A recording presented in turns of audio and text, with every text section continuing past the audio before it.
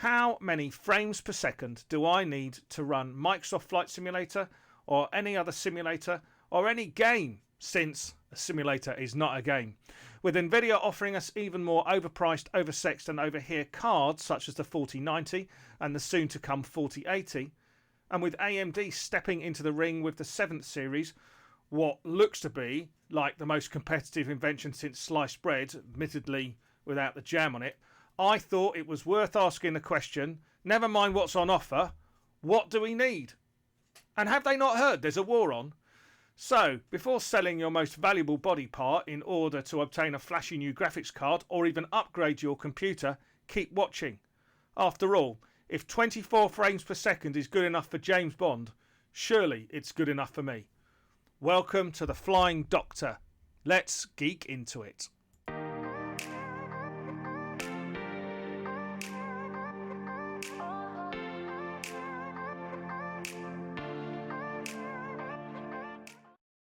Greetings everyone, lovely to see you. I promise that one day I will look into a camera, but to be honest my study's in such a mess that it would take me longer to tidy up than to record this video.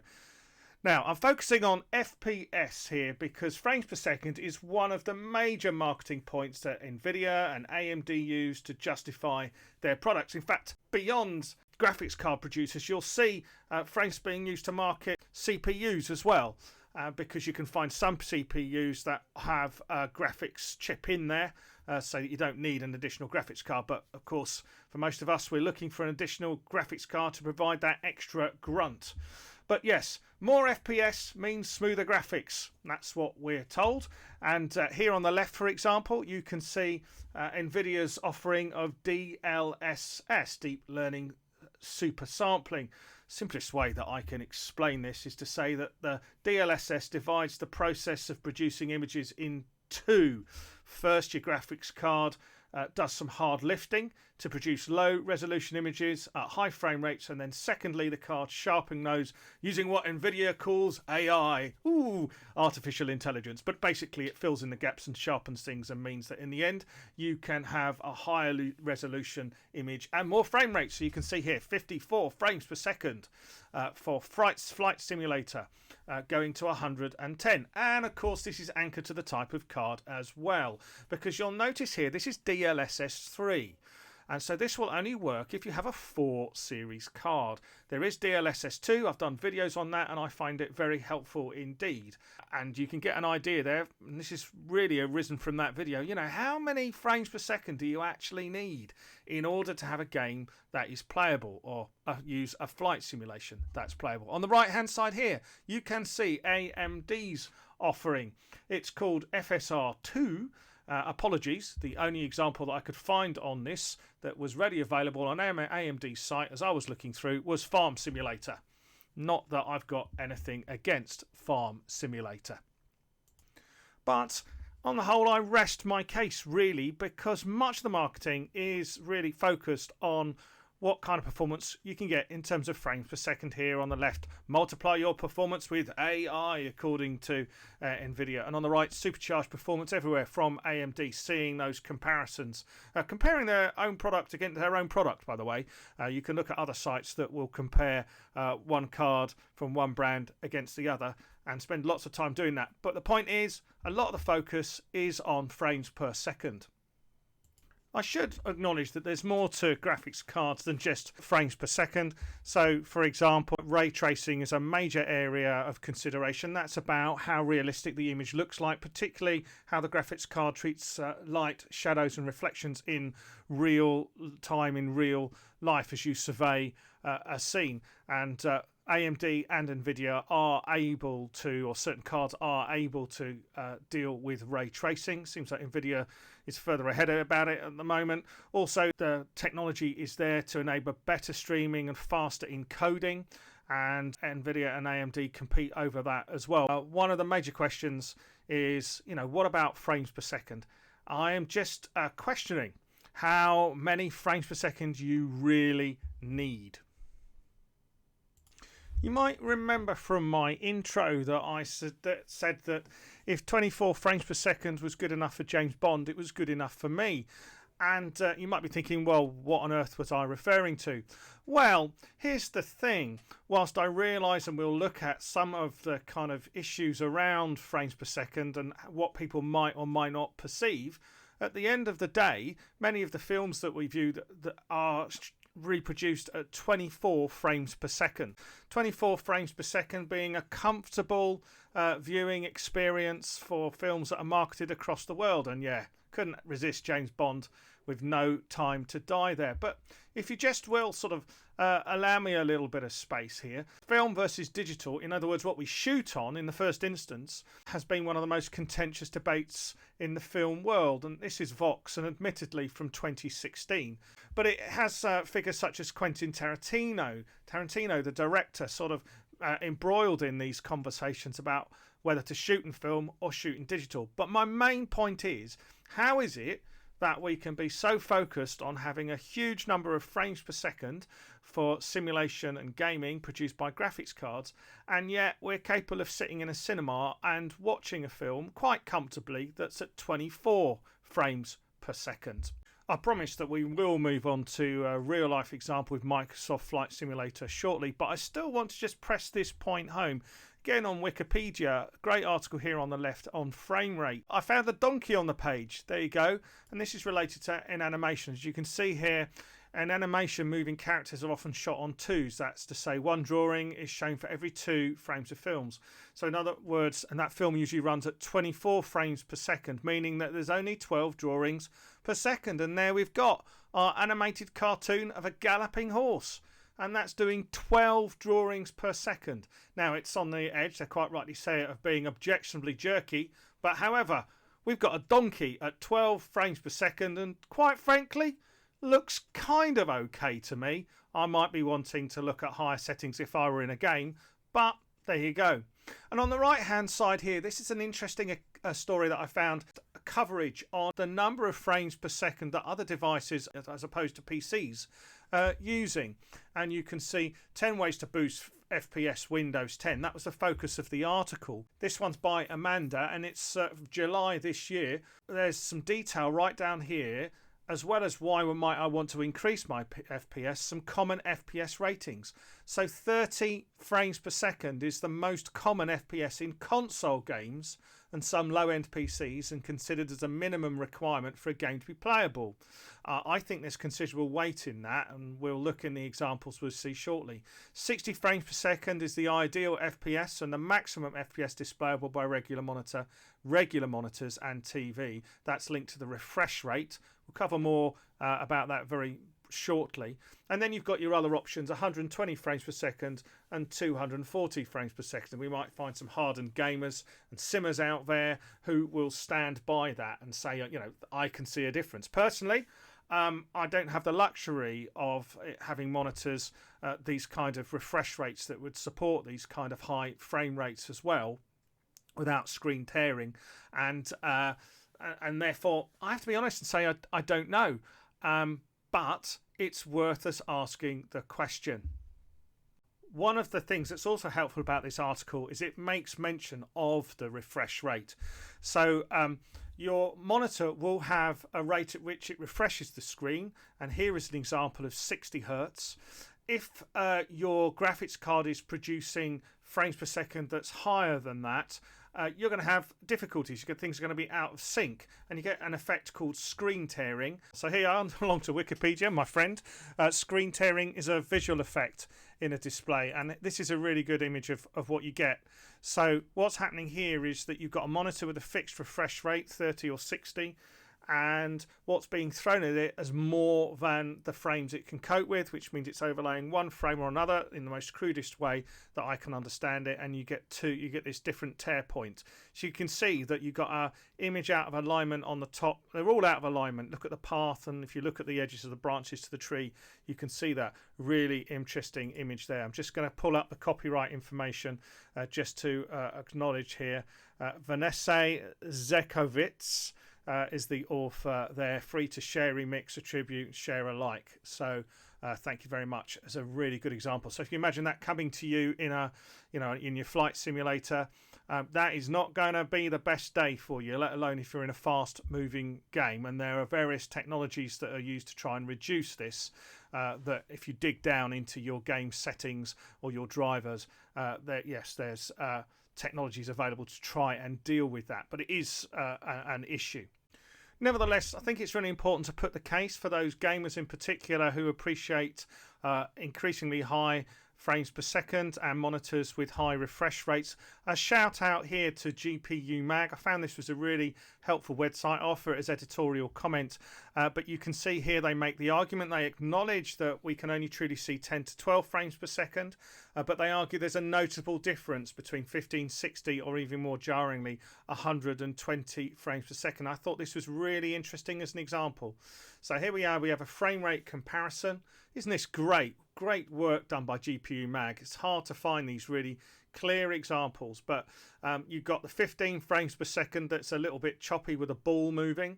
You've got 30, then you've got 60. To me, 60 does look smooth, but then with 120, you can in fact see some very subtle and significant movement that's different between the 60 and the 120. So excellent job there. So what I'd like to say is obviously it's an area of passion for people, and people want to invest in the best. They want the best experience they can possibly have. And I'm not here to kind of rain on anyone's party at all. But I think this question of how many FPS do you actually need is a really good one. So thanks there to GPU Mag for their hard work. And I should acknowledge, yes, it's Branko Gapo, October the 1st, 2022. So quite recent. Of course, what really counts is what your frame rate feels like in real life. And for this, I noticed it was really helpful to look back at one of my other videos about the DLSS that NVIDIA was offering. Now, this is on a 3 series card. This is DLSS 2, and you can see we've got 2 sets of frames here, different settings, one with DLSS and one not. The point is, what I really want you to look at is what the frames per second look like. And at this point in the video, you've got one on 50, and it dropped earlier before, but it's back up to 50-ish on the left. And you can see we're not quite butter smooth, but it sort of feels very, very smooth to me. I'm looking right to the edges of the frame to seeing, is there anything in this? Well, for Flight Simulator, it's like, is there anything distracting in this that is really inhibiting my game? So, in other words, sort of 50 frames per second is more than ample, but actually I think probably, I've dropped down to below 20 frames per second for periods and had to put up with a bit of juddering,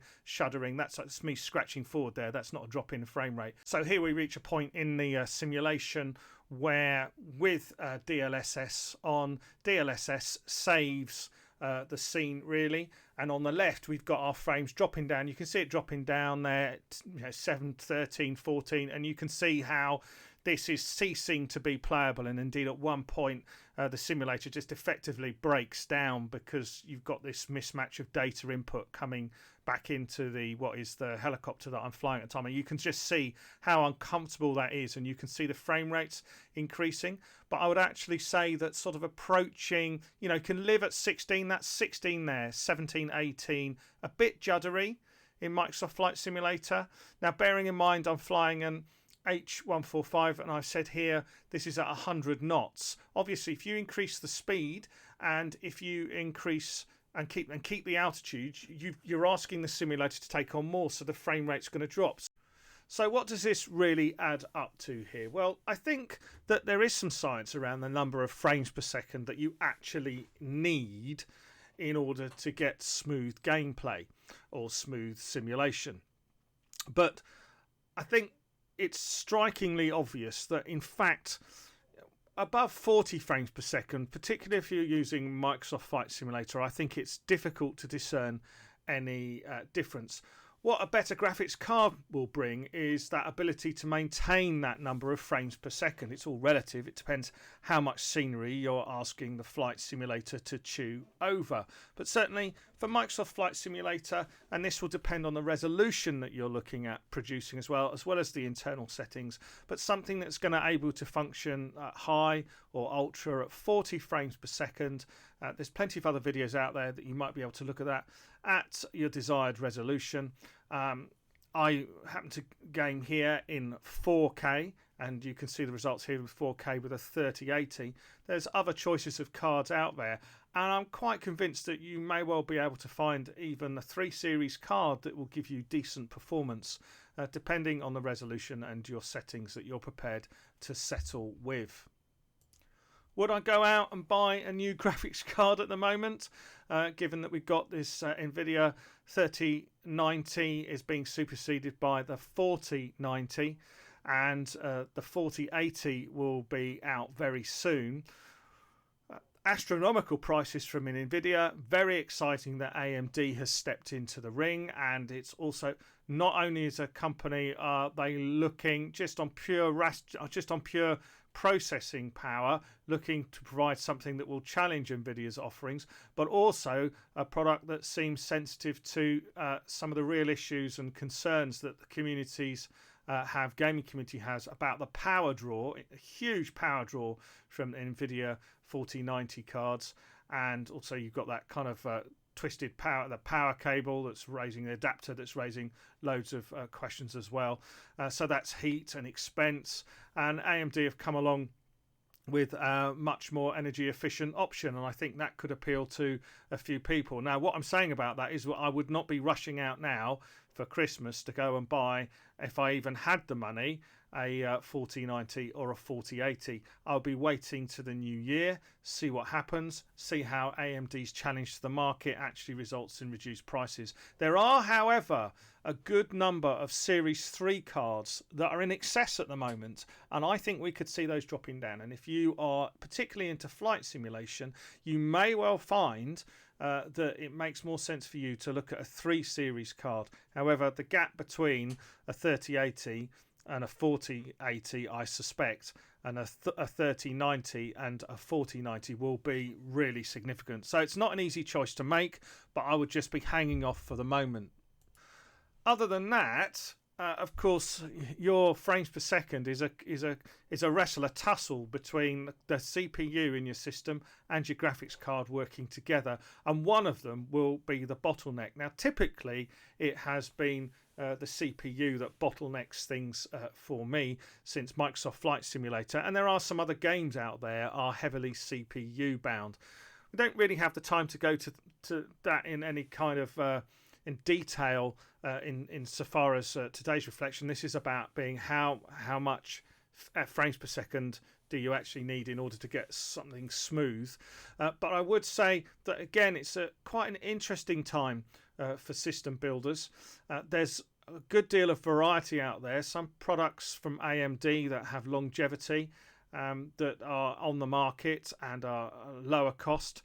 Intel has just introduced its 13th generation, and then we're going to be into 14th generation in the new year. That's what I would be waiting out for. But I think the difficulty with the Intel systems, if you're looking to build those, is that this next new architecture that's going to come via the 14th generation CPUs, that's going to be entirely new motherboard, new processor. It's not just a case of dropping some new processor in. It's already difficult and crowded enough in the market anyway, particularly with Intel, to look at the combinations. So I would be holding back for the moment. But the main point of our exercise for today has just been to look and to see how many frames per second do we actually need. And once more, I'm not here to rain on anyone's parade. You know, it's subjective, but it's been very interesting to look at some of the science. Nobody wants to be looking at a donkey at 12 frames per second, but it's very interesting. And so, yes, if 24 frames per second is good enough to James Bond or those series of films that we used to quite happily sit in front of when they were shot in film and played back in film as well, if it's good enough for James Bond, it's good enough for me.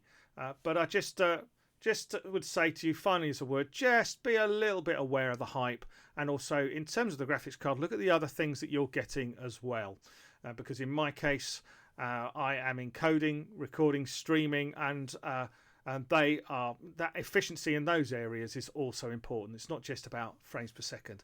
Take care, folks. Stay safe. Hope you enjoyed the video. If you do, please do subscribe.